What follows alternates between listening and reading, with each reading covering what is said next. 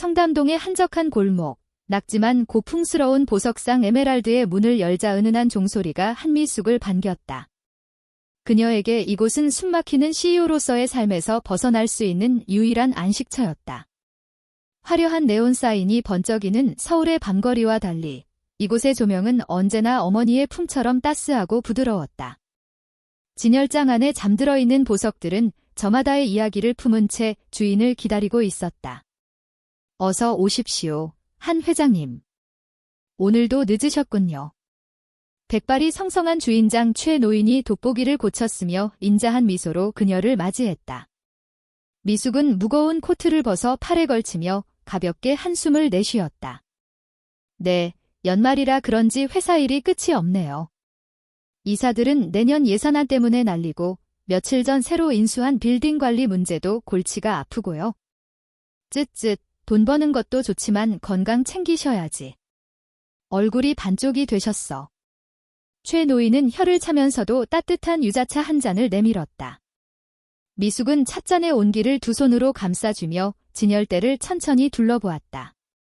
다이아몬드의 차가운 광채도 루비의 열정적인 붉은빛도 오늘따라 그녀의 눈에 들어오지 않았다. 그러다 문득 진열대 가장 구석진 곳에서 묘한 푸른빛을 내뿜는 무언가가 그녀의 시선을 사로잡았다. 그것은 터키석 세트였다. 목걸이, 귀걸이, 그리고 반지까지. 은세공으로 정교하게 마감된 프레임 안에 박힌 푸른 보석은 마치 깊은 바다와 맑은 하늘을 동시에 품은 듯 신비로웠다. 돌 표면에 불규칙하게 얽힌 검은 무늬들은 마치 인간의 혈관이나 운명의 지도처럼 보였다. 이건 새로 들어온 물건인가요?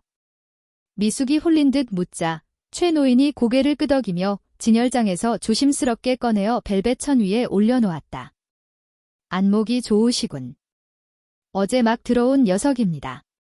공장에서 찍어낸 게 아니라 이탈리아 장인이 원석을 직접 깎아 만든 거지요. 터키석은 예로부터 성공과 승리를 상징하지만 더 중요한 의미가 있습니다. 그게 뭔데요? 주인을 지켜주는 수호석이라는 겁니다. 터키석은 주인의 감정을 비춘다고 하지요. 주인이 행복하면 밝게 빛나지만 위험이나 질병이 다가오면 색이 탁해지거나 심지어 깨져서 경고를 보낸다는 전설이 있습니다. 미숙은 목걸이를 집어들어 손바닥 위에 올려놓았다. 차가운 금속의 감촉이 닿는 순간 기묘한 전율이 등줄기를 타고 흘렀다. 위험을 알리는 돌이라. 그녀는 쓴웃음을 지었다. 지금 그녀의 인생에 위험 따위가 있을 리 없었다. 한스케어는 대한민국 최고의 건물 관리 기업으로 성장했고 그녀의 곁에는 누구보다 그녀를 사랑해주는 젊고 헌신적인 남편, 김민호가 있었다. 하지만 그 완벽한 행복의 이면에는 늘 씻을 수 없는 과거의 얼룩이 존재했다. 미숙의 손끝이 무의식적으로 터키석의 검은 무늬를 더듬었다. 30년 전 그녀는 순진하고 어리석었다. 첫 남편은 가난했지만 야망이 컸던 남자였다. 그녀는 사랑 하나만 믿고 그와 결혼했고 좁은 단칸방에서 찬물에 손을 담그며 그를 뒷바라지했다. 하지만 그가 성공의 사다리에 발을 올리자마자 그녀는 헌신짝처럼 버려졌다. 사랑. 웃기지 마. 넌 이제 내 앞길에 방해만 될 뿐이야? 임신한 몸으로 쫓겨나던 날, 그가 내뱉은 비수는 아직도 가슴 깊은 곳에 박혀 있었다. 그날 밤 내리던 차가운 빗줄기와 뱃속에서 꿈틀거리던 어린 수진의 태동을 그녀는 평생 잊을 수 없었다. 그때 맹세했다. 다시는 남자 따위에게 내 인생을 걸지 않겠노라고. 오직 돈과 성공만이 나와 내 딸을 지켜줄 것이라고. 그렇게 악착같이 살았다. 남들이 잠든 새벽에 나가 빌딩 화장실을 닦았고 계단에서 쪽잠을 자며 회사를 키웠다. 손가락 마디가 굵어지고 피부가 거칠어지는 동안 통장의 잔고는 늘어갔지만 마음의 문은 굳게 닫혀버렸다. 그런 그녀의 닫힌 문을 두드린 것이 바로 김민호였다. 3년 전 우연히 참석한 자선 파티에서 만난 그는 20살이라는 나이 차이 따위는 아랑곳하지 않고 그녀에게 직진했다. 회장님이 아니라 여자 한미숙을 사랑하는 겁니다. 그의 고백은 달콤했고 헌신은 집요했다. 처음엔 그저 돈을 노리고 접근한 놈이라 생각해서 밀어냈다. 하지만 민호는 달랐다. 비가 오는 날이면 회사 앞에서 우산을 들고 기다렸고 미숙이 야근하는 날엔 직접 도시락을 싸 들고 왔다. 수진이 유학을 떠날 때 공항에서 눈물을 흘리며 배웅해준 것도 민호였다. 결국 철옹성 같던 그녀의 마음도 무너지고 말았다. 이걸로 할게요. 미숙은 과거의 상념을 떨쳐내며 결단력 있게 말했다. 최 노인이 빙그레 웃으며 보석을 포장했다. 좋은 선택입니다. 부디 이 도리 회장님께 행운만 가져다 주기를. 보석상을 나서는 미숙의 발걸음은 한결 가벼웠다. 쇼핑백을 든 손에 힘이 들어갔다. 이제 그녀는 혼자가 아니었다. 과거의 상처는 아물었고 보상받을 시간만이 남아있다고 믿었다. 한남동 펜트하우스에 도착했을 때는 이미 자정이 가까운 시각이었다. 현관문을 열자마자 구수하고 따뜻한 냄새가 훅 끼쳐왔다. 거실의 은은한 간접 조명 아래 앞치마를 두른 민호가 환하게 웃으며 걸어 나왔다. 여왕님, 이제 오세요? 왜 이렇게 늦었어요?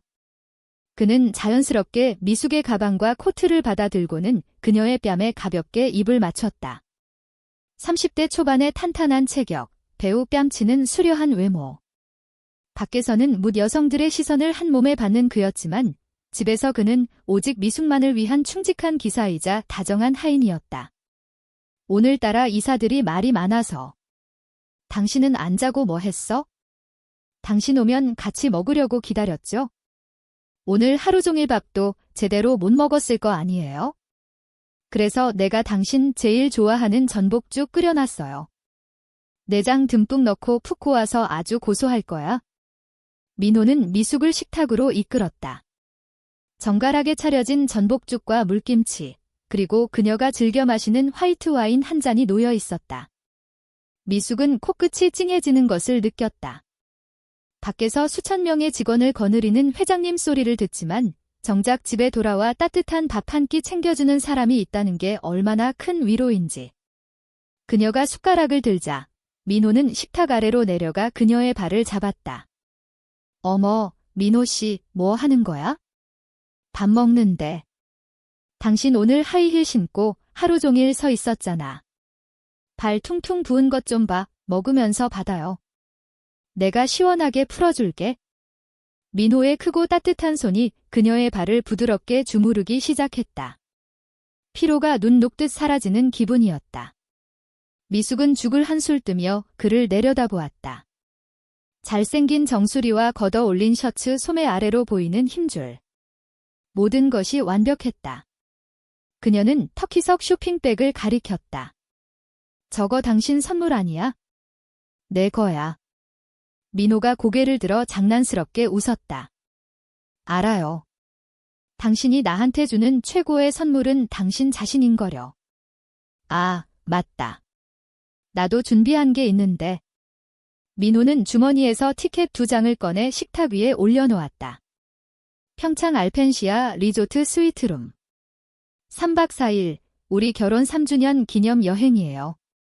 평창. 지금 회사 일도 바쁜데 일은 김 이사한테 맡겨요. 당신 그러다 진짜 쓰러져. 이번엔 핑계 대지 말고 무조건 가는 거예요. 스키도 타고 스파도 하고 그냥 우리 둘만 푹 쉬다 오자고요. 응. 여왕님, 제발요. 민호가 강아지처럼 애처로운 눈빛을 보내자 미숙은 못 이기는 척 고개를 끄덕였다. 사실 그녀도 지쳐 있었다. 눈 덮인 산속에서 그와 단둘이 보내는 시간은 상상만 해도 달콤했다. 알았어. 갈게. 대신 내일 오전 회의만 마치고 출발해. 아싸. 역시 우리 여왕님 최고. 민호는 아이처럼 기뻐하며 다시 그녀의 종아리를 정성껏 주물렀다. 식사가 끝나고 미숙이 와인을 마시며 나른해질 무렵 민호가 조심스럽게 서류 봉투 하나를 꺼내왔다. 그리고 이건 여행 가기 전에 처리했으면 해서요. 이게 뭔데?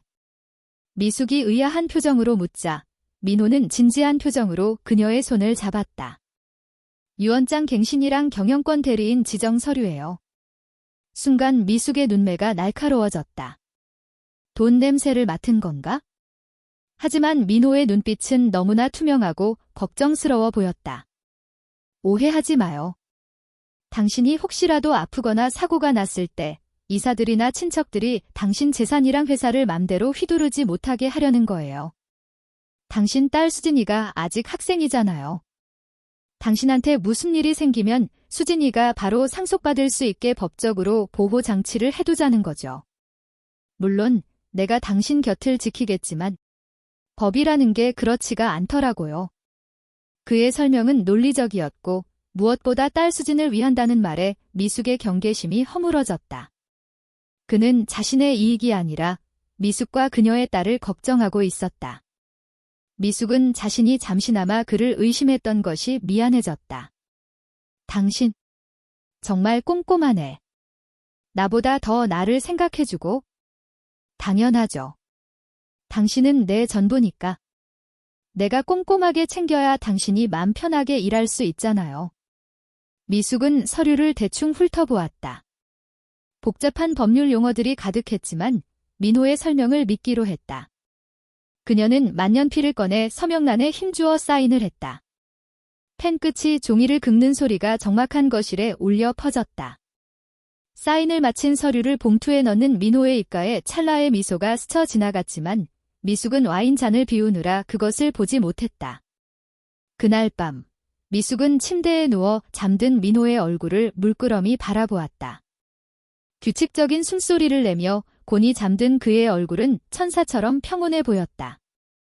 그녀는 안도감에 젖어 미소를 지으며 화장대 쪽으로 고개를 돌렸다. 그곳에는 오늘 사온 터키석 목걸이가 놓여 있었다. 창밖에서 들어오는 희미한 달빛을 받은 보석은 낮에 보았던 영롱한 푸른 빛이 아니었다. 어둠 속에서 터키석은 마치 멍이 든 것처럼 검푸르고 탁하게 빛나고 있었다. 최 노인의 말이 귓가에 맴돌았다. 위험이 다가오면 색이 탁해지거나 심지어 깨져서 경고를 보낸다는 전설이 있습니다. 미숙은 왠지 모를 서늘함을 느끼며 이불을 끌어올렸다. 그냥 기분 탓일 거야. 피곤해서 헛거디 보이는 거겠지? 그녀는 불안한 예감을 억지로 지우며 민호의 따뜻한 등에 얼굴을 파묻고 눈을 감았다. 하지만 꿈속에서도 그 탁한 푸른빛은 그녀를 쫓아다니며 경고하고 있었다. 다가올 비극을 예언하듯이 어둠 속에서 탁하게 변해버린 터키석. 과연 미숙 씨의 예감대로 완벽해 보이는 남편 민호 씨에게는 어떤 비밀이 숨겨져 있을까요? 이 이야기가 흥미진진하고 다음 내용이 궁금하시다면 아래 댓글창에 숫자 별표 8분 별표를 남겨주세요. 여러분이 이 순간까지 함께 해주고 계신다는 신호가 저희에게는 정말 큰 힘이 됩니다. 그리고 아직 가족 문제 채널의 가족이 아니시라면 지금 바로 구독 버튼과 별표 알림 설정, 종 모양, 별표를 꾹 눌러주세요. 여러분의 소중한 응원 덕분에 저희는 계속해서 가슴 울리는 이야기를 만들어갈 수 있습니다. 자, 그럼 과연 평창의 설원에서 어떤 운명의 소용돌이가 기다리고 있을지 계속해서 함께 가보실까요? 강원도 평창의 알펜시아 리조트, 눈부신 설원이 한눈에 내려다 보이는 스위트룸 발코니에서 미숙과 민호는 크리스탈 샴페인 잔을 부딪혔다. 투명한 액체 속에서 황금빛 기포가 끊임없이 솟아올랐다. 우리의 영원한 사랑을 위하여. 민호의 건배사는 달콤했고 그의 입가에 걸린 미소는 더할 나위 없이 매혹적이었다. 하지만 선글라스 너머 그의 눈동자가 찰나의 순간 차갑게 빛났다는 것을 행복에 취한 미숙은 알아채지 못했다.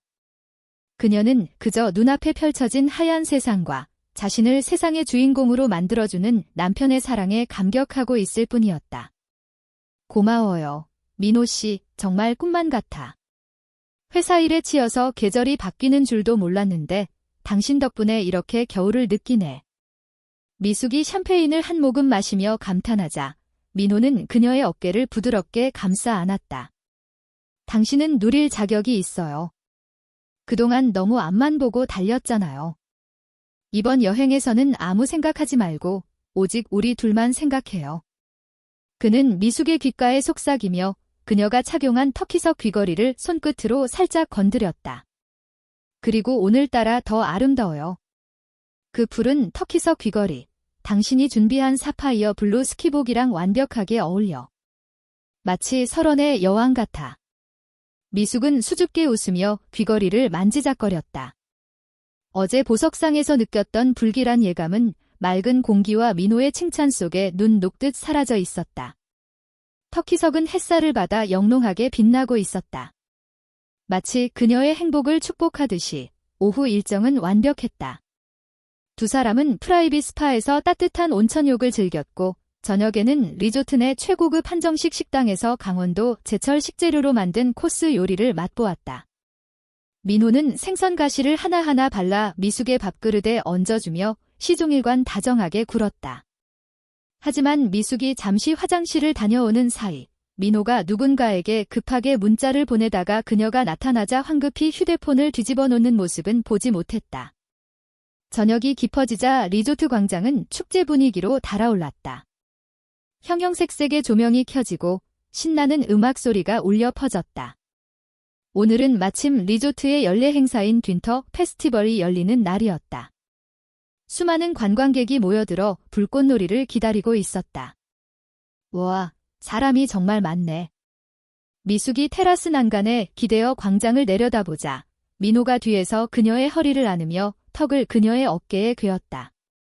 여왕님, 저거 봐요. 이벤트 스키 대회래요.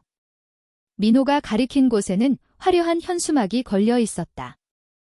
가장 멋진 복장을 하고 상급자 슬로프를 내려오는 참가자에게 상품을 주는 이벤트였다. 젊은이들이 환호하며 접수대로 몰려들고 있었다. 재밌겠네. 젊은 친구들이 열정이 넘쳐. 당신도 한번 나가봐요. 미숙은 깜짝 놀라 뒤를 돌아보았다. 뭐?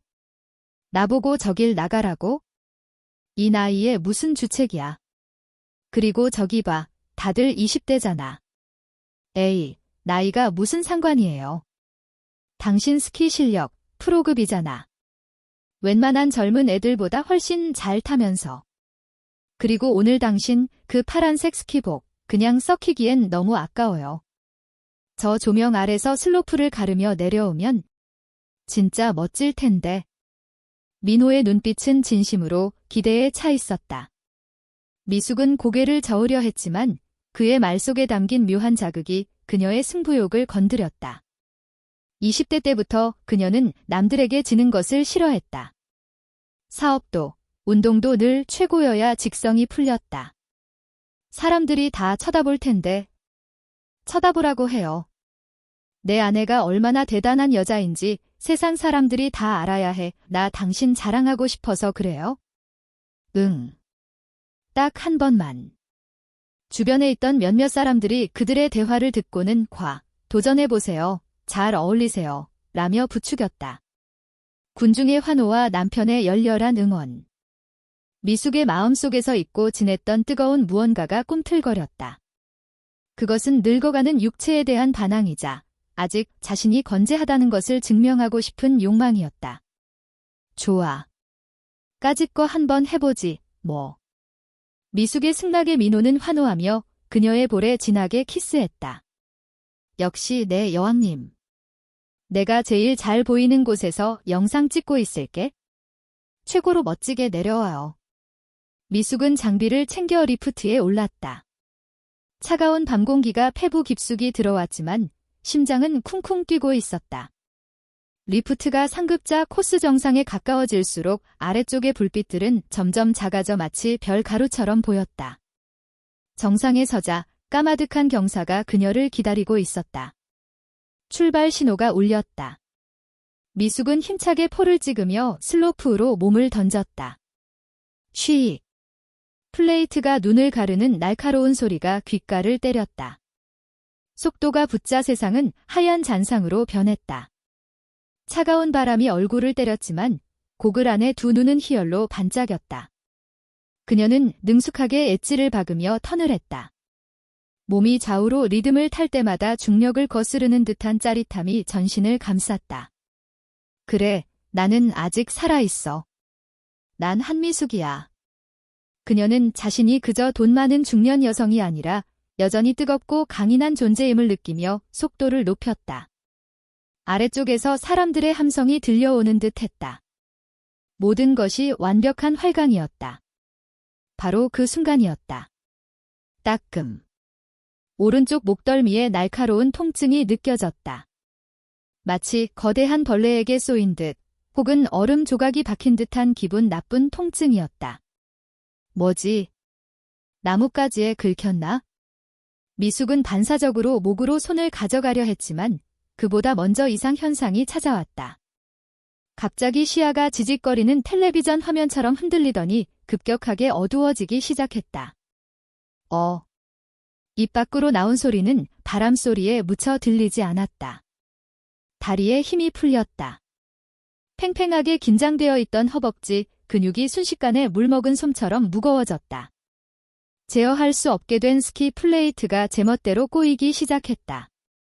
그녀는 균형을 잡으려 안간힘을 썼지만 몸은 이미 그녀의 명령을 거부하고 있었다.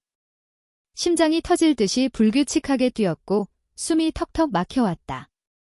이것은 단순한 부상이 아니었다. 몸속 어딘가로 퍼져나가는 차가운 독기운이 그녀의 생명력을 갉아먹고 있었다. 안 돼. 멈춰야 해. 하지만 가속도가 붙은 몸은 멈추지 않았다. 결국 그녀는 중심을 잃고 슬로프 가장자리의 안전 펜스를 향해 돌진했다. 펜스는 그녀의 속도를 이기지 못하고 힘없이 찢어졌다. 쿠당탕. 미숙의 몸이 공중으로 붕 떴다. 그녀는 화려한 조명이 비치는 슬로프를 벗어나 어둡고 깊은 숲속으로 튕겨나갔다. 나뭇가지들이 그녀의 값비싼 스키복을 찢고 살을 파고들었다. 몇 번이나 눈바들 구르던 그녀의 몸이 거대한 나무 기둥에 부딪히며 멈췄다. 고통조차 느껴지지 않았다. 마비는 손끝에서부터 전신으로 퍼져나갔다. 눈앞이 깜깜했다. 멀리서 축제 음악 소리가 웅웅거리며 들려왔지만 그것은 마치 물속에서 듣는 소리처럼 아득했다. 민호 씨. 도와줘. 속으로 남편의 이름을 불렀지만 떠오르는 것은 출발 직전 민호가 지었던 그 환한 미소였다. 그 미소가 왠지 모르게 서늘하게 느껴진 것은 왜일까? 그녀의 떨리는 손이 마지막으로 목덜미를 스쳤다. 귀에 걸려있던 터키석 귀걸이 한 짝이 힘없이 풀려 차가운 눈밭 위로 떨어졌다. 왜 이러지? 미숙의 입술이 파르르 떨렸다. 눈 위에 떨어진 푸른 보석이 달빛을 받아 싸늘하게 반짝였다. 그것은 마치 주인의 운명을 애도하는 눈물처럼 보였다. 그 모습을 마지막으로 미숙의 의식은 깊고 차가운 어둠 속으로 완전히 빨려 들어갔다. 타다악 타다. 마른 장작이 타는 소리가 규칙적으로 들려왔다. 어디선가 고소하고 은은한 잣죽 냄새가 코끝을 스쳤다. 미숙은 무거운 눈꺼풀을 힘겹게 들어 올렸다. 시야가 흐릿했다. 화려한 샹들리에가 달려있던 리조트 스위트룸의 천장이 아니었다. 석가래가 훤히 드러난 거친 황토색 천장이었다. 몸을 일으키려던 미숙은 목덜미에서 느껴지는 날카로운 통증에 신음하며 도로자리에 주저앉았다. 머리가 깨질 듯이 아팠고 온몸의 근육이 비명을 지르는 것 같았다. 그녀가 누워있는 곳은 투박한 온돌방이었다. 바닥은 뜨끈했지만 창호지 문 밖에서는 매서운 눈보라가 휘몰아치는 소리가 들렸다. 정신이 좀 드나? 굵고 낮은 목소리에 미숙은 소스라치게 놀라 고개를 돌렸다. 방 한 구석, 어둠 속에 한 남자가 앉아 있었다. 낡은 패딩 점퍼를 걸치고 덥수룩한 수염을 기른 중년의 사내였다. 그의 눈빛은 맹수처럼 날카로웠지만 어딘가 모르게 깊은 슬픔이 서려 있었다. 이성훈이었다. 미숙은 본능적으로 이불을 끌어당겨 몸을 감쌌다. 공포가 엄습했다. 누구세요? 여기가 어디죠? 제 남편 민호 씨는 어디 있나요? 성우는 대답 대신 자리에서 일어나 아궁이 위에 솥뚜껑을 열었다. 김이 모락모락 나는 잣죽을 나무 그릇에 퍼담은 그는 미숙의 머리맡에 툭하니 내려놓았다. 일단 먹어요. 잣죽이요. 속에 부담 없을 거요. 내 남편 어디 있냐고 묻잖아요. 당신 누구야? 돈 때문에 납치라도 한 거야?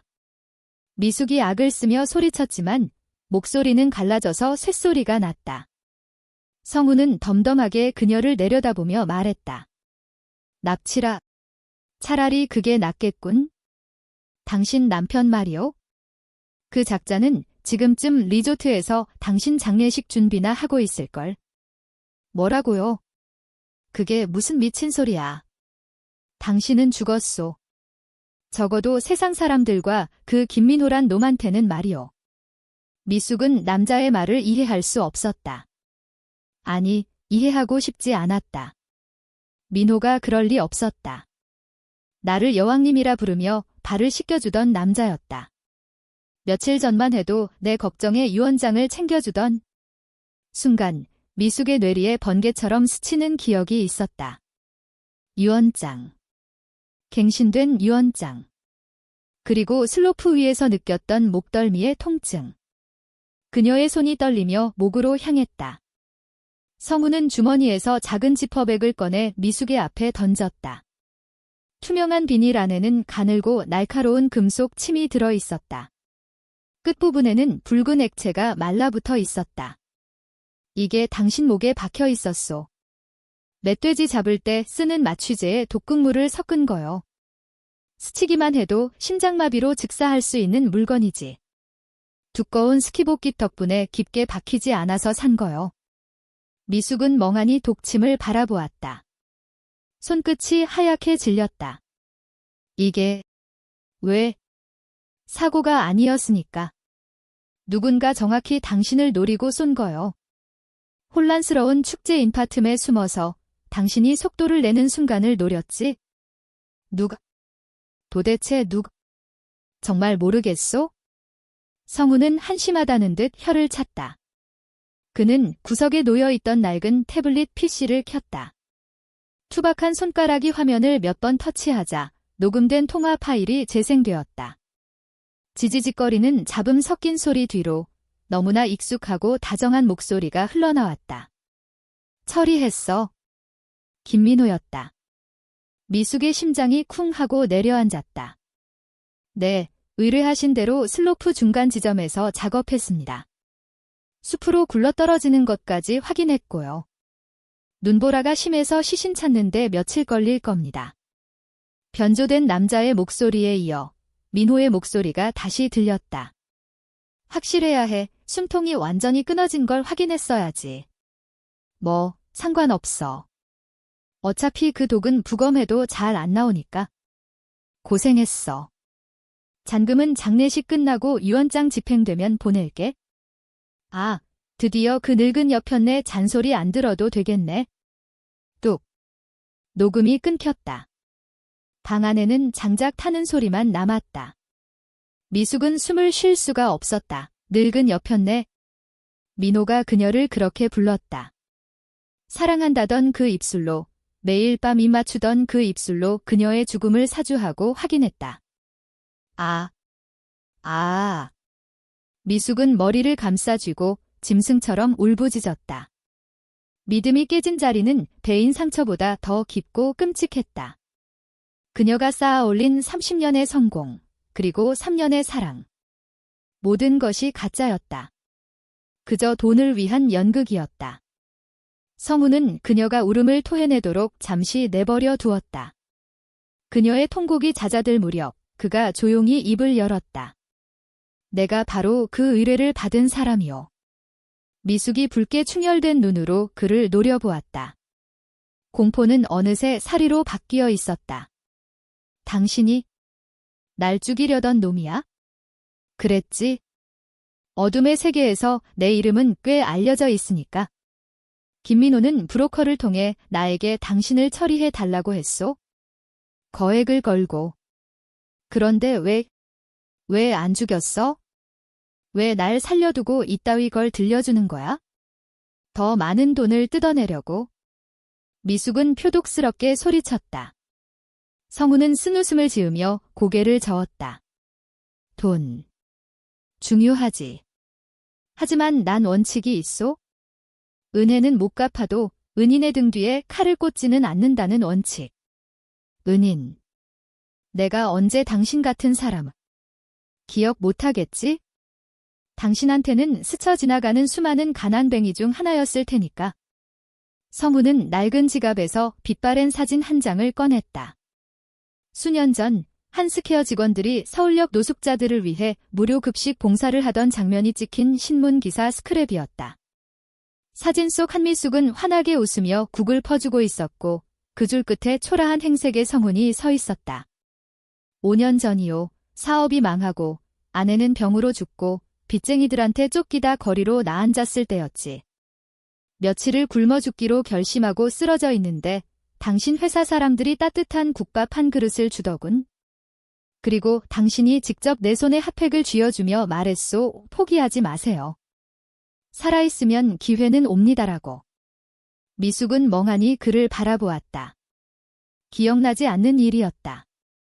기업 이미지 제고를 위해 의뢰하는 봉사활동 중 하나였을 뿐이었다. 그 국밥 한 그릇 덕분에 난 그해 겨울을 넘겼소. 비록 다시 시궁창 같은 뒷골목 일을 하게 됐지만 당신 사진을 의뢰서에서 봤을 때 난 내 눈을 의심했소. 내가 살리려던 사람이 날 살려줬던 사람이라니. 그래서 결심했지? 이번 의뢰는 실패로 처리한다고. 성훈은 다른 시체, 신원 미상의 노숙자 시신 등을 이용해 사고를 위장하고 쓰러진 미숙을 업고 이 깊은 산속 오두막으로 도망쳐 온 것이었다. 당신은 운이 좋았소. 내가 아니었다면 김민호는 다른 킬러를 썼을 테고 당신은 진짜 시체가 됐겠지. 미숙은 자쭉 그릇을 내려다보았다. 눈물이 뚝뚝 떨어져 죽 위로 파문을 일으켰다. 세상이 다 그녀를 속이고 죽이려 들 때 그녀가 무심코 베푼 작은 친절이 돌고 돌아 그녀의 목숨을 구했다. 터키석의 전설처럼 보석은 깨졌지만 주인은 살아남았다. 감사합니다. 미숙이 떨리는 목소리로 말했다. 성훈은 무뚝뚝하게 고개를 돌렸다. 감사는 나중에 하셔. 지금 중요한 건 압으로요. 김민호는 당신이 죽었다고 믿고 있소. 놈은 당신의 모든 재산을 집어삼키려 들 거요. 성훈의 눈빛이 매서워졌다. 선택하시오. 이대로 숨어 살 텐가, 아니면 죽은 사람이 되어 지옥을 보여줄 텐가. 미숙은 눈물을 닦았다. 더 이상 울지 않기로 했다. 그녀의 눈동자에 차가운 복수의 불꽃이 타오르기 시작했다. 그녀는 터키석을 샀던 날, 스스로에게 했던 맹세를 떠올렸다. 다시는 배신당하지 않겠다. 죽은 사람이 되겠어요. 미숙은 죽을 한 숟가락 떠서 입에 넣었다. 고소하고 따뜻한 미음이 식도를 타고 내려가며 차갑게 식었던 몸을 데웠다. 그것은 생명의 만리자, 복수의 다짐이었다. 그가 가장 행복해하는 순간, 가장 높은 곳에 올라갔다고 믿는 그 순간에 내가 살아 돌아갈 겁니다. 그놈이 가진 모든 걸, 아니 그놈의 영혼까지 탈탈 털어버릴 거예요. 성훈이 만족스러운 듯 입꼬리를 살짝 올렸다. 좋아. 돕겠소. 당신이 그 왕좌를 되찾을 때까지. 오두막 밖에는 여전히 거센 눈보라가 몰아치고 있었지만 방 안의 두 사람 사이에는 뜨거운 공모의 기류가 흐르기 시작했다. 밤은 길었지만 새벽은 반드시 올 것이었다. 믿었던 남편의 끔찍한 배신, 그리고 5년 전 무심코 베푼 국밥 한 그릇이 불러온 기적 같은 구원. 정말 가슴 먹먹하고도 소름 돋는 반전이 아닐 수 없습니다. 이 결정적인 순간을 숨죽여 지켜보고 계시다면 아래 댓글창에 숫자 별표 3분 별표를 남겨주세요. 여러분이 미숙 씨의 아픔과 다짐을 함께하고 있다는 신호가 저희에게는 큰 힘이 됩니다. 그리고 아직 가족 문제 채널의 식구가 아니시라면 지금 바로 구독과 별표 알림 설정, 종 모양, 별표를 부탁드립니다. 여러분의 따뜻한 관심과 후원 덕분에 저희는 계속해서 삶의 지혜와 감동을 전하는 영상을 만들 수 있습니다. 자, 이제 눈물을 닦고 도끼를 품은 미숙 씨가 과연 어떻게 반격을 준비할지. 그 치열한 현장으로 계속해서 함께 가보시죠. 속보입니다. 한스그룹 한미숙 회장이 평창 스키장에서 실종된 지 3일째에 접어들었으나 거센 눈보라와 영하의 기온으로 인해 수색 작업은 난항을 겪고 있습니다. 경찰은 단순 실종과 타살 가능성을 모두 열어두고 수사를 진행 중이며 라디오 앵커의 건조하고 딱딱한 목소리가 낡은 트럭 안을 가득 채웠다.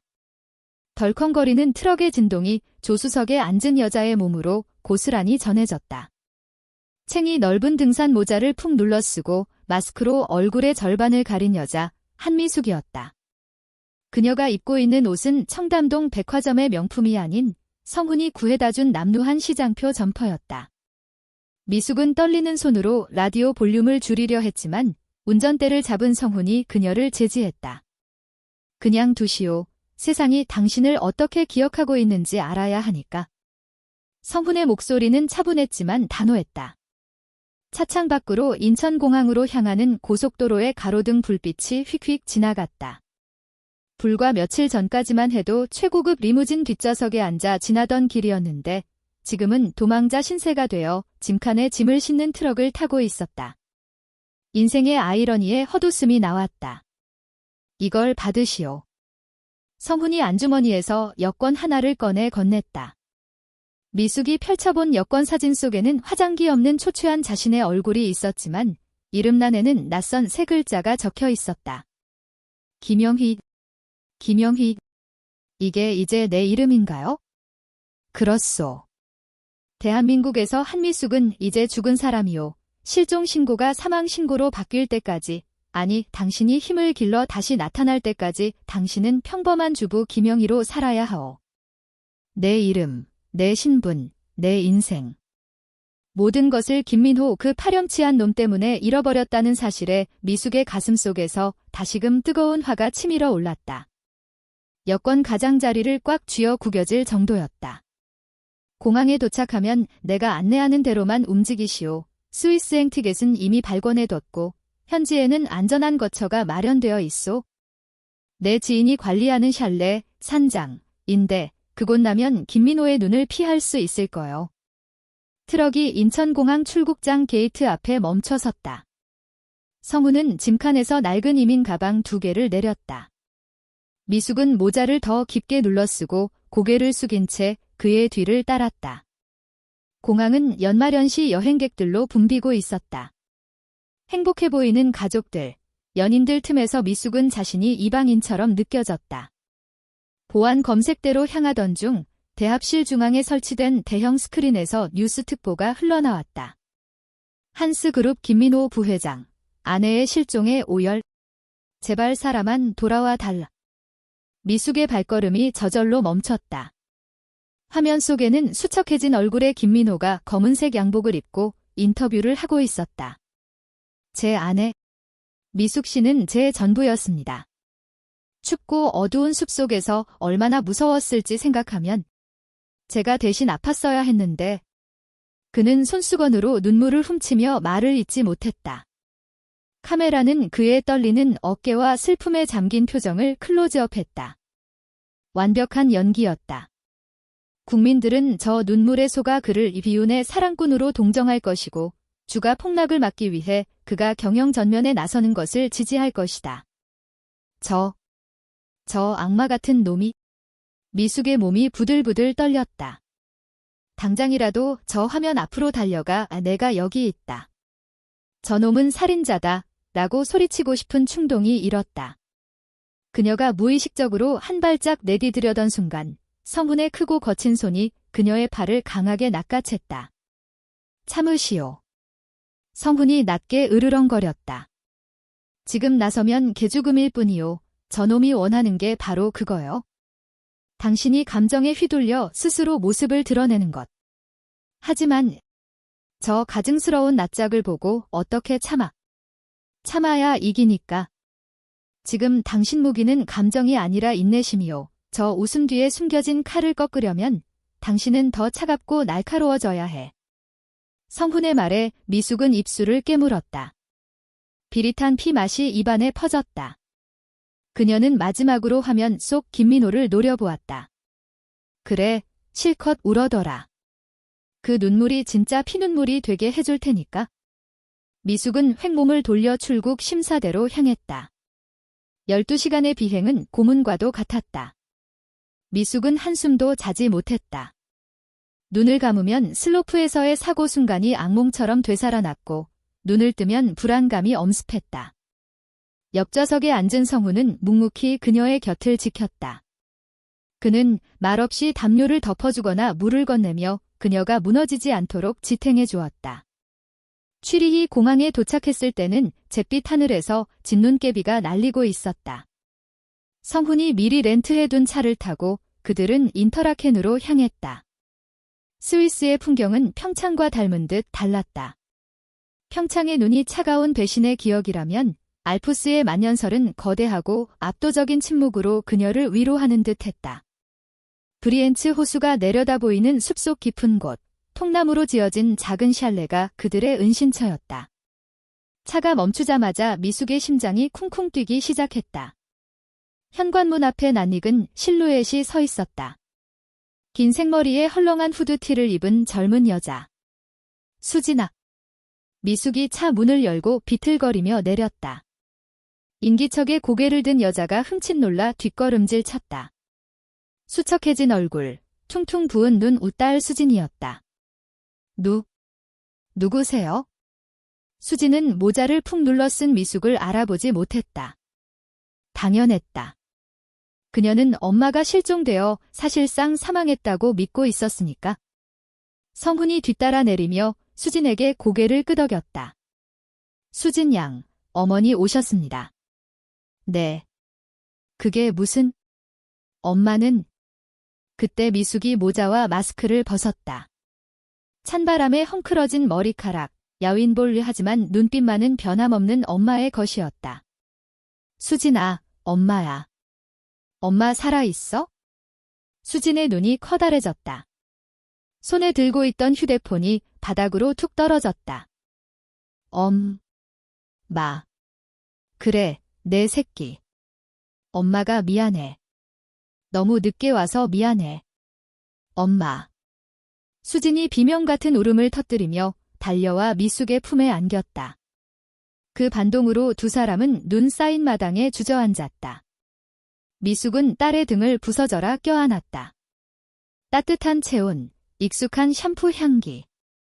살아있다는 실감이 그제야 파도처럼 밀려왔다. 으앙. 나 엄마 죽은 줄 알았어. 뉴스에서. 압박. 아니 그 아저씨가 장례식 한다고.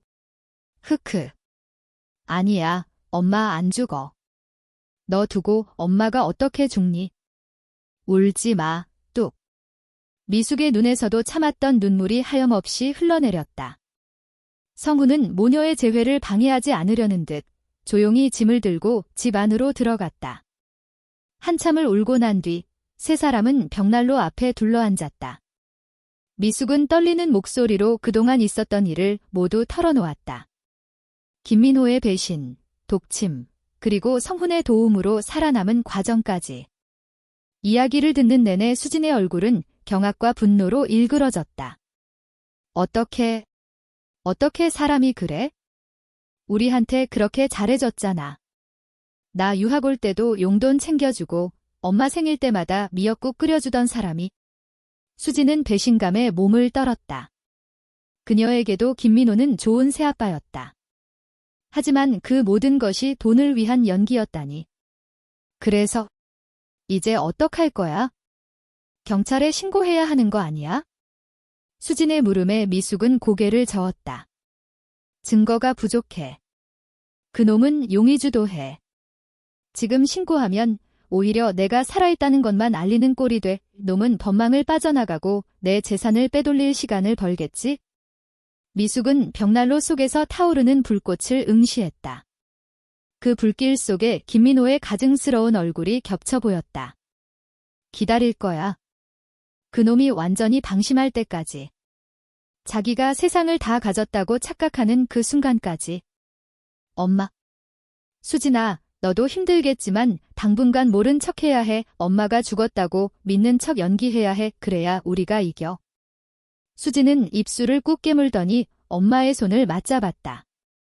그 손은 예전의 고운 손이 아니었다. 거칠어졌지만 그 어느 때보다 뜨거웠다. 알겠어. 나 할 수 있어?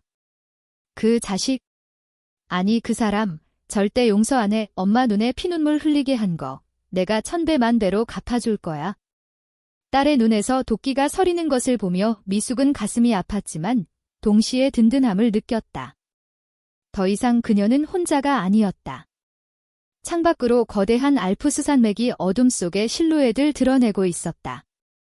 눈 덮인 산봉우리는 차갑고 매서웠지만 그 위로 떠오르는 달빛은 서늘하도록 맑았다. 미숙은 창가에 서서 서울이 있는 동쪽 하늘을 바라보았다. 기다려라, 김민호. 지금의 달콤한 승리를 마음껏 즐겨도. 그녀의 속삭임이 성에 낀 유리창에 흩어졌다.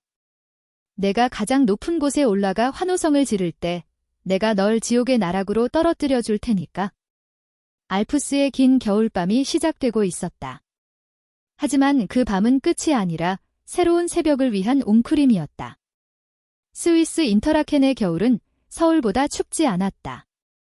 아니, 어쩌면 미숙의 마음이 그 어느 때보다 뜨겁게 달아오르고 있었기 때문인지도 모른다. 샬레의 창문 너머로 보이는 브리엔츠 호수는 에메랄드빛으로 고요하게 일렁이고 있었다. 미숙은 벽난로 앞 흔들의자에 앉아 담요를 덮고 있었다. 헬쑥했던 볼에는 제법 혈색이 돌았다. 몸속 깊이 퍼져있던 독기운은 맑은 알프스의 공기와 성운이 매일 정성껏 끓여준 약초 스프 덕분에 서서히 빠져나가고 있었다. 육체는 회복되고 있었지만 마음의 구멍은 여전히 욱신거렸다. 밤마다 김민호가 웃으며 자신을 절벽으로 미는 악몽을 꿨고 그때마다 식은땀을 흘리며 깨어났다.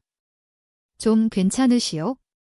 현관문이 열리며 찬바람과 함께 성운이 들어왔다. 그의 양손에는 장작과 식료품이 들려 있었다. 눈이 묻은 털신을 털어내며 그는 무심한 듯 미숙의 안색을 살폈다. 네, 덕분에요. 오늘은 머리 아픈 것도 좀 덜하네요. 다행이군. 밖에 날씨가 좋소. 바람도 잦아들었고. 좀 걷는 게 회복에 도움이 될 거요. 성우는 짐을 내려놓고는 안주머니에서 작은 벨벳 주머니 하나를 꺼냈다.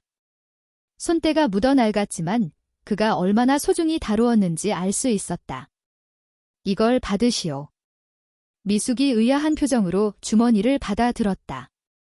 끈을 풀고 내용물을 손바닥에 쏟아내는 순간 그녀의 눈이 커졌다. 그것은 터키석 귀걸이 한 짝이었다. 평창의 그 차가운 눈밭, 죽음의 문턱에서 잃어버렸던 바로 그 귀걸이였다. 이걸 어떻게... 미숙의 목소리가 떨렸다. 성우는 쑥스러운 듯 코를 문지르며 시선을 피했다. 당신을 구해서 업고 나올 때 눈 속에 파묻혀 있는 게 반짝이더군. 챙겨야겠다 싶어서 주워왔소. 원래 주인에게 돌아가야 하니까. 미숙은 말을 잇지 못했다. 그 긴박한 상황에서 자신의 목숨뿐만 아니라 잃어버린 물건까지 챙겼단 말인가. 이 투박하고 거친 남자는 말보다는 행동으로 보여주는 사람이었다. 김민호가 수천만 원짜리 다이아몬드를 선물하며 달콤한 말로 그녀를 현혹할 때 이 남자는 목숨을 걸고 눈밭을 뒤져 그녀의 작은 조각을 찾아주었다. 무엇이 진짜 보석이고 무엇이 가짜 돌인지 이제야 명확해졌다. 고마워요. 정말로 이건 그냥 귀걸이가 아니에요. 제 자존심이고 제 인생의 일부였어요. 미숙이 귀걸이를 가슴에 품으며 눈시울을 붉히자 성훈은 덤덤하게 말했다. 잃어버린 건 찾으면 그만이요. 당신 인생도 이 귀걸이처럼 제자리를 찾아야 하지 않겠소? 그의 말은 묵직한 울림이 되어 미숙의 가슴을 때렸다. 오후 늦게 두 사람은 호숫가 산책로를 걸었다. 차가운 공기가 상쾌하게 폐를 씻어주었다. 나란히 걷는 두 사람의 그림자가 길게 늘어졌다. 성훈 씨는 왜 그렇게까지 절 도와주시는 거예요? 미숙이 조심스럽게 물었다. 단순히 옛날에 국밥 한 그릇 얻어먹은 빚 때문이라고 하기에는 그가 감수한 위험과 노고가 너무 컸다. 성훈은 잠시 멈춰서서 호수를 바라보았다. 그의 눈동자에 쓸쓸한 호수 빛이 담겼다. 내 아내도 암으로 죽기 전에 당신처럼 누군가에게 배신당했었소. 사기를 당해 우리가 평생 모은 돈을 다 날렸지. 그 충격으로 병을 얻었고 난 돈이 없어 수술비 한 번 제대로 못 대보고 그녀를 보냈소. 그의 목소리는 건조했지만 깊은 슬픔이 배어 있었다. 그때 결심했지? 돈 때문에 사람 목숨 가지고 장난치는 놈들은 절대 용서하지 않겠다고. 내가 해결사 일을 하면서도 더러운 짓은 안 하려고 발버둥 친 이유요. 당신 의뢰를 받았을 때 김민호 그놈 눈빛에서 내 아내를 속였던 사기꾼 놈의 눈빛을 봤소. 그래서 참을 수 없었는지도 모르지? 미숙은 아무 말 없이 그의 거친 손등을 바라보았다. 그 역시 상처 입은 영혼이었다. 상처 입은 짐승끼리 서로의 상처를 핥아주듯 두 사람 사이에는 말로 설명할 수 없는 깊은 유대감이 흘렀다. 그것은 남녀 간의 사랑이라기보다는 인간 대 인간으로서 느끼는 깊은 연민과 신뢰였다. 당신은 좋은 사람이에요. 성훈 씨, 내가 만난 그 어떤 사람보다 따뜻해요. 미숙의 말에 성훈이 피식 웃었다. 살인 청부업자한테 좋은 사람이라니 칭찬이 과하군.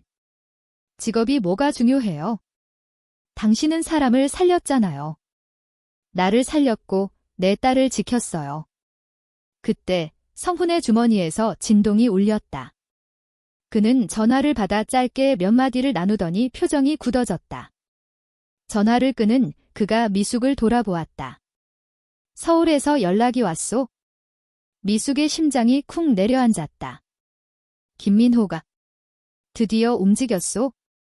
당신 사망 신고 절차가 오늘 아침부로 완료됐다고 하오. 그리고 3일 뒤 회사 대회의실에서 유언장 집행과 경영권 승계를 위한 이사회가 열릴 예정이오. 3일 뒤 이 올 것이 왔다. 김민호는 이제 자신이 완벽하게 승리했다고 믿고 있을 것이다. 법적으로 한미숙은 세상에 없는 사람이 되었고 그녀의 모든 것은 그의 소나귀에 들어가기 직전이었다. 성훈이 미숙을 똑바로 쳐다보며 물었다. 준비됐소? 미숙은 심호흡을 했다. 차가운 알프스의 공기가 가슴 깊숙이 들어와 뜨거운 분노를 식히고 그 자리에 차가운 이성을 채웠다. 두려움은 사라졌다.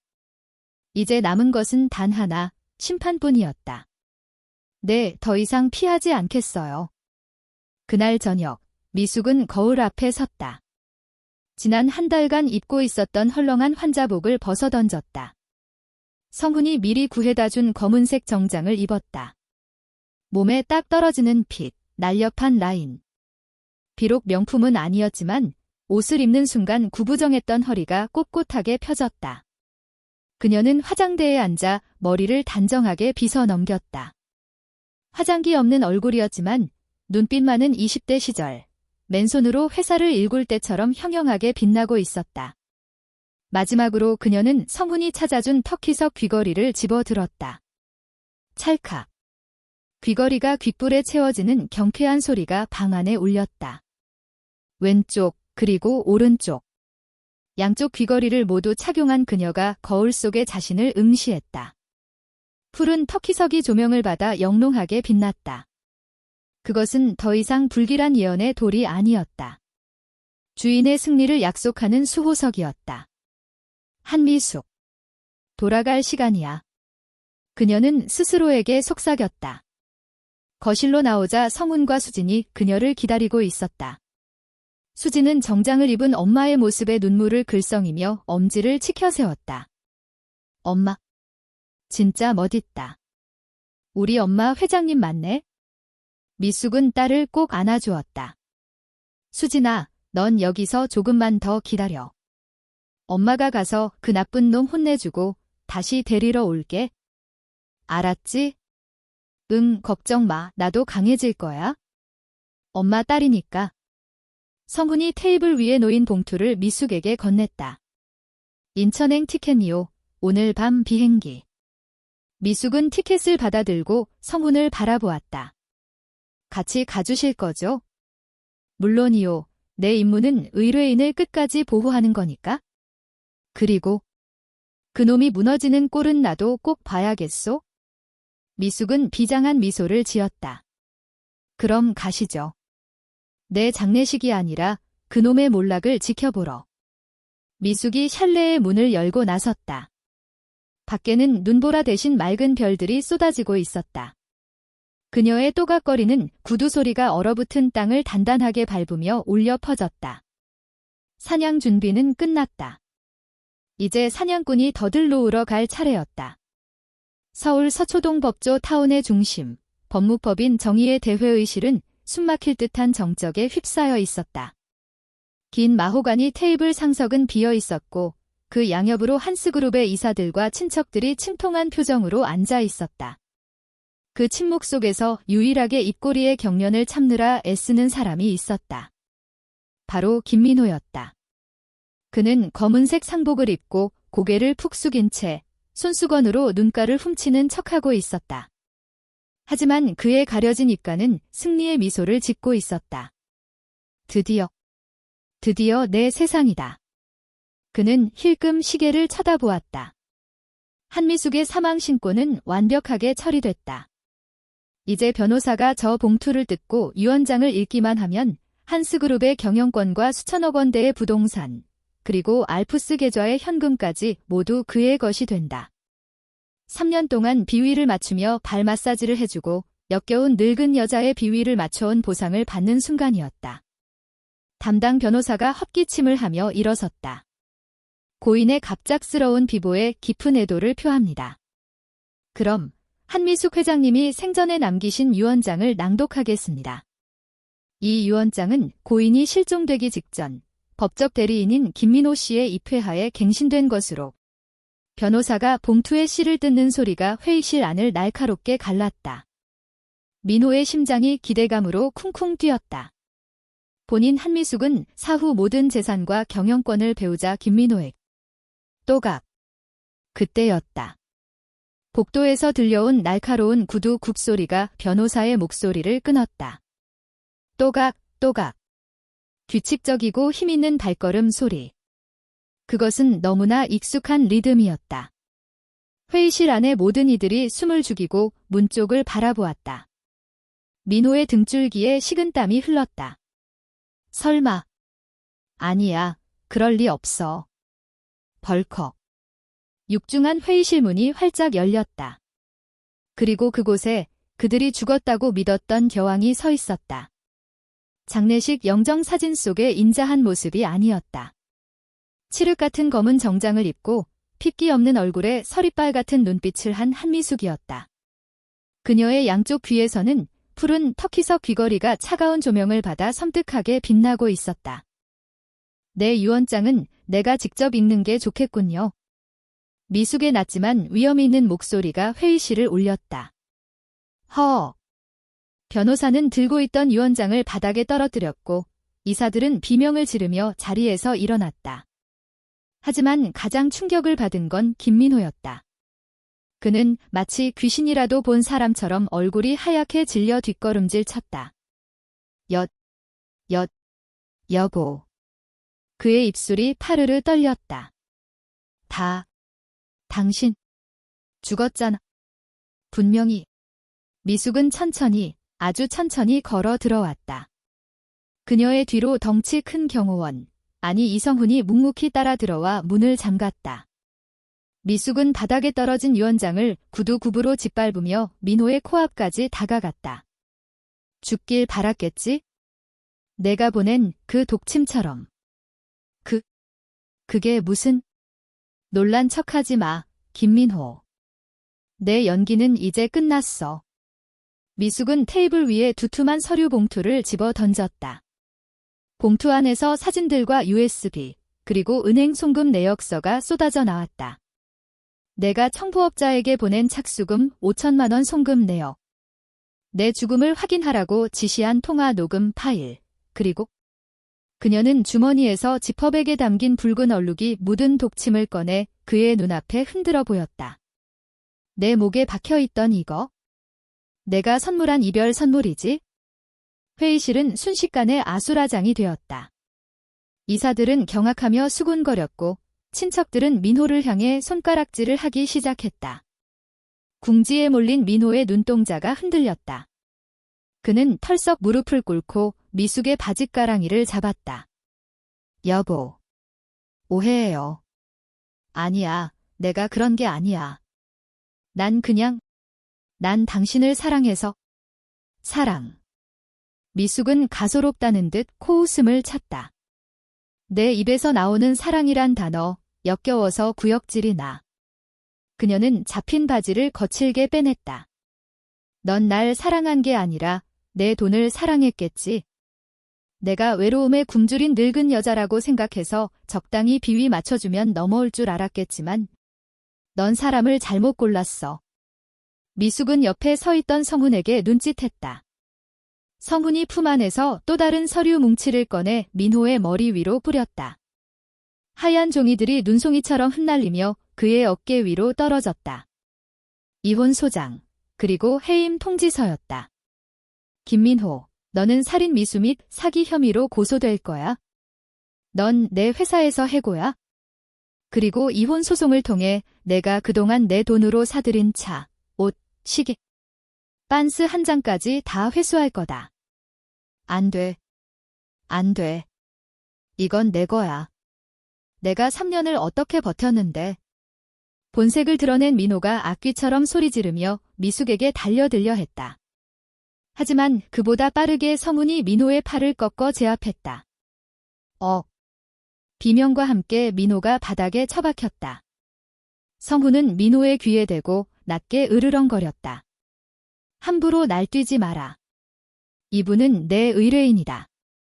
곧이어 사이렌 소리가 들리고 경찰들이 들이닥쳤다. 민호는 수갑이 채워진 채 끌려나가면서도 끝까지 발악했다. 한미숙. 너 가만 안 둘 거야. 내가 가만히 있을 것 같아. 미숙은 끌려가는 그를 보며 차갑게 대꾸했다. 그래, 감옥에서 평생 썩으면서 후회해라. 내가 건드린 게 누군지. 민호가 사라진 회의실에는 무거운 침묵만이 감돌았다. 얼어붙어 있는 변호사와 이사들을 향해 미숙이 고개를 돌렸다. 그녀의 표정은 다시 냉철한 CEO로 돌아와 있었다. 다들 들으셨겠지만 저 유언장은 무효입니다. 오늘부로 내 유일한 법적 상속인은 내 딸, 강수진 양뿐입니다. 그녀는 잠시 말을 멈추고 옆에 서 있는 성훈을 바라보았다. 성훈은 쑥스러운 듯 시선을 피했다. 그리고 이분, 이성훈 씨는 제 생명의 은인이자 우리 회사의 새로운 보안 고문으로 임명합니다. 앞으로 내 안전은 이분이 책임질 겁니다. 이해 있습니까? 아닙니다. 알겠습니다. 회장님. 이사들이 허리를 90도로 굽히며 대답했다. 미숙은 그제야 긴장이 풀린 듯 작게 한숨을 내쉬었다. 모든 절차가 끝나고 미숙은 성훈과 함께 회사 로비를 걸어 나왔다. 회전문 밖으로 나서자 서울의 하늘에서 첫눈이 펑펑 쏟아지고 있었다. 평창에서의 그 끔찍했던 눈보라와는 달랐다. 세상을 하얗게 덮어주는 포근하고 평화로운 눈이었다. 미숙은 차가운 공기를 깊이 들이마셨다. 가슴속에 맺혀있던 응어리가 눈송이와 함께 녹아내리는 기분이었다. 끝났군요. 성훈이 담담하게 말했다. 네, 끝났어요. 아니, 이제 시작이죠. 미숙은 주머니에서 휴대폰을 꺼냈다. 화면에는 스위스에 있는 딸 수진의 사진이 웃고 있었다. 이제 딸을 데리러 갈 시간이었다. 성훈 씨. 말씀하십시오. 이제 어디로 갈 거죠? 미숙의 질문에 성훈은 어깨를 으쓱하며 처음으로 환하게 웃어 보였다. 그 거친 얼굴에 피어난 미소가 꽤나 근사했다. 어디든. 당신이 안전하고 행복할 수 있는 곳이라면 어디든. 미숙도 마주 웃었다. 터키석 귀걸이가 그녀의 귓가에서 찰랑거렸다. 그녀는 더 이상 혼자가 아니었다. 돈으로 산 가짜 사랑은 사라졌지만 목숨을 걸고 지켜준 진짜 사람이 곁에 남았다. 두 사람은 나란히 눈 내리는 거리 속으로 걸어갔다. 차가운 겨울바람이 불었지만 맞잡은 두 손의 온기는 그 무엇보다 뜨거웠다. 그것은 시련을 이겨낸 자들만이 누릴 수 있는 진짜 삶의 온도였다. 차가운 눈보라 속에서 한미숙 회장을 구한 것은 그녀가 가진 막대한 부가 아니라 5년 전 노숙자에게 무심코 건넸던 따뜻한 국밥 한 그릇의 온기였습니다. 화려한 겉모습은 눈을 속일 수 있어도 진실한 마음은 결코 배신하지 않습니다. 투박한 돌멩이 속에 가장 빛나는 보석이 숨겨져 있듯 우리가 베푼 작은 친절은 돌고 돌아 언젠가 가장 필요한 순간에 우리를 지켜주는 든든한 수호석이 되어 돌아옵니다. 오늘 여러분의 곁을 지키는 소중한 사람들에게 따뜻한 눈길 한번 건네보시는 건 어떨까요?